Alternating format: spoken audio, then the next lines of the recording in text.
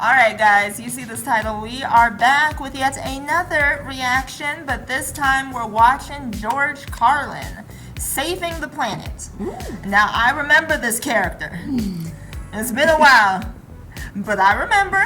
I mean that, of course, in a good way, because he was a lot of fun. I like how he's like the angry old man, but funny, you know. I like that mix. We just came across one earlier today that I wish were funny, like him. You can't just be the angry old man part. If you're gonna be that, you gotta throw in the funny. And the guy we saw today was not that. But we know George is. George is. So without further ado, let's take a look. See, I'm not one of these people who's worried about everything.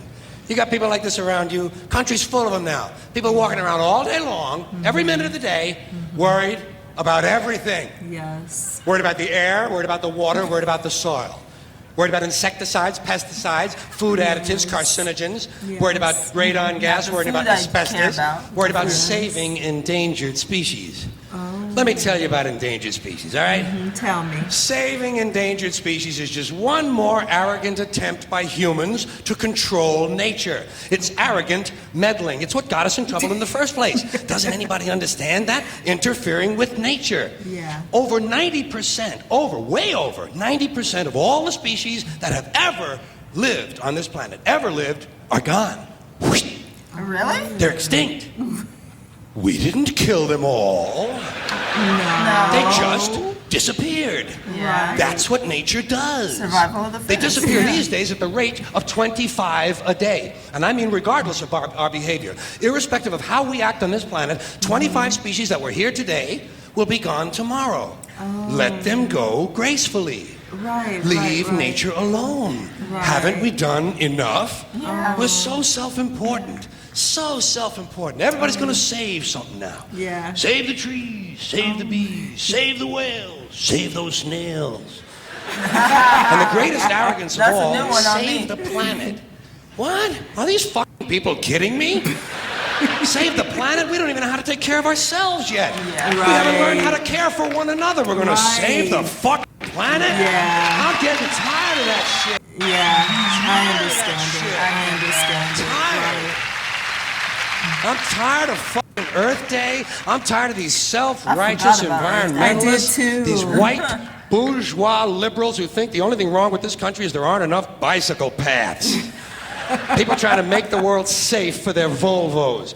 Besides, environmentalists don't give a shit about the planet. They don't care about the planet. Not in the abstract, they don't. Not in the abstract, they don't. You know what they're interested in? A clean place to live. Their own habitat. They're worried that someday in the future they might be personally inconvenienced. Narrow, unenlightened self-interest doesn't impress me. Besides, there is nothing wrong with the planet. Nothing wrong with the planet. The planet is fine. I've been getting along fine in it. The people are fucked. Difference. The planet is fine. Somebody had to Compared say to it. the people, the planet is doing great. It's been here 4.5 billion years. Did you ever think about the arithmetic? Planet has been here 4.5 billion years. We've been here, what, 100,000? Maybe 200,000? And we've only been engaged in heavy industry for a little over 200 years. 200 years versus 4.5 billion. And we have the conceit to think that somehow we're a threat, that somehow we're going to put in jeopardy this beautiful little blue-green ball that's just a-floating around the sun. The planet has been through a lot worse than us. Been through all kinds of things worse than us. Been through earthquakes, volcanoes, plate tectonics, continental drift, solar flares, sunspots, magnetic storms, the magnetic reversal of the poles. Plate hundreds tectonics. of thousands of years of bombardment. Oh, wait a minute, the memories. Hold on, all the stuff. The second I graduated, I said delete, delete, delete, delete, delete. He's bringing it right back. He said restore, restore, restore. Right. Magnetic storms, the magnetic reversal of the poles, hundreds of thousands of years of bombardment by comets and asteroids and meteors, worldwide floods, tidal waves, worldwide fires, erosion, cosmic rays, recurring ice ages, and we think some plastic bags and some aluminum cans are going to make a difference? The planet. But recycle anyway.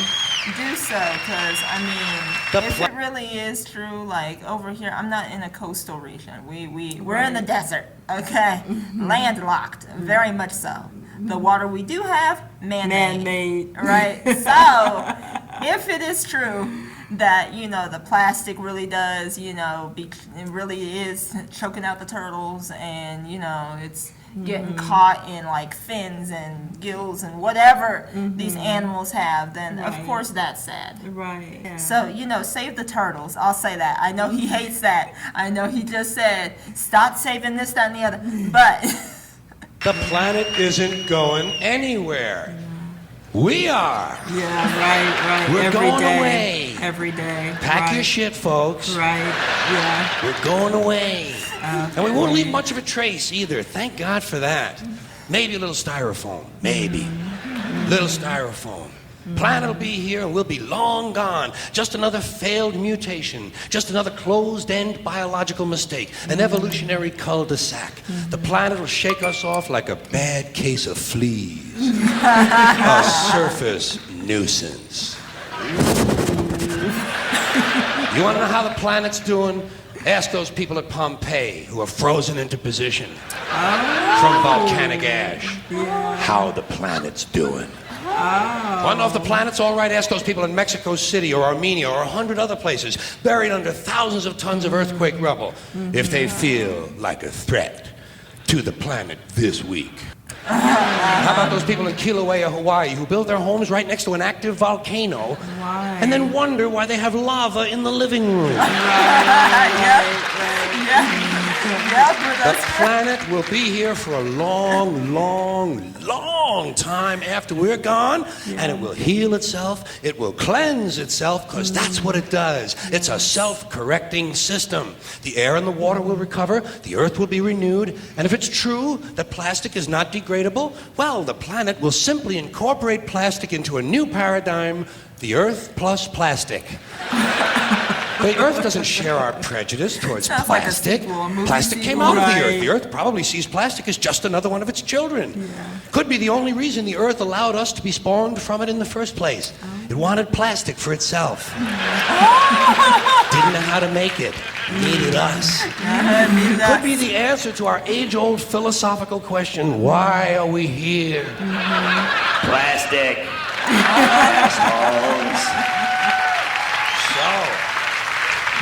So, the plastic is here, our job is done, we can be phased out now, and I think that's really started already, don't you? I mean, to be fair, the planet probably sees us as a mild threat, something to be dealt with, and I'm sure the planet will defend itself in the manner of a large organism, like a beehive or an ant colony can muster a defense. I'm sure the planet will think of something. What would you do if you were the planet trying to defend against this pesky, troublesome species? Let's see, what might... viruses. Viruses might be good. They seem vulnerable to viruses. And viruses are tricky, always mutating and forming new strains whenever a vaccine is developed. Perhaps this first virus could be one that compromises the immune system of these creatures. Perhaps a human immunodeficiency virus, making them vulnerable to all sorts of other diseases and infections that might come along. And maybe it could be spread sexually, making them a little reluctant to engage in the act of reproduction. Well, that's a poetic note. And it's a start. And I can dream, can't I? See, I don't worry about the little things. Bees, trees, whales, snails. I think we're part of a greater wisdom than we will ever understand. A higher order. Call it what you want. Know what I call it? The big electron. The big electron. Whoa. Whoa. It doesn't punish. It doesn't judge at all. It just is. And so are we. For a little while. Thanks for being here with me for a little while tonight.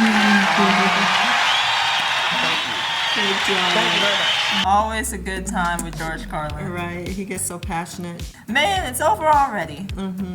See, I'm no longer used to these shorter videos, guys. Oh. It's like just when it's getting so good, and it was good from the beginning though, but like, I'm into it. And then it's over? Yes. Man, I'm not used to this. George Carlin, I noticed, I just thought about the fact that he was a comedian who wasn't afraid to get a little political. For You sure. see that? Like, he wasn't afraid to go there. A lot of them don't seem to touch that much. Right. And if they do, they're not making, like, definitive, heavy, opinionated statements. You know, there's what they say doesn't come off as that, you know? But, like, he takes whole issues and he'll make jokes about them while also stating exactly how he feels, agree with them or not. Right, with no shame. Yeah, he even called out an entire political group. Yes. And, you know, I don't see anything wrong with it. No. Because, I mean, outside of George Carlin, we're all doing that anyway. Right. Agreeing with each other, disagreeing Disagreeing with with others. each other, yeah. He didn't care about his popularity and how many people liked him. Whoever his clan was, which Clearly. this place looks packed. Right. Like, no empty seats. Not a one. He has his group, and he's fine. You know, or was fine. I won't say saved anything in particular, but Just keep recycle. keep the little turtles in mind. Just keep them in mind. And the snails. As usual, definitely leave some more George Carlin skits in the comments. I'd love to hear about them, along with any other comedian. While you're at it, don't forget to like and subscribe. Yes. And we will see you guys in our next one. Bye, guys.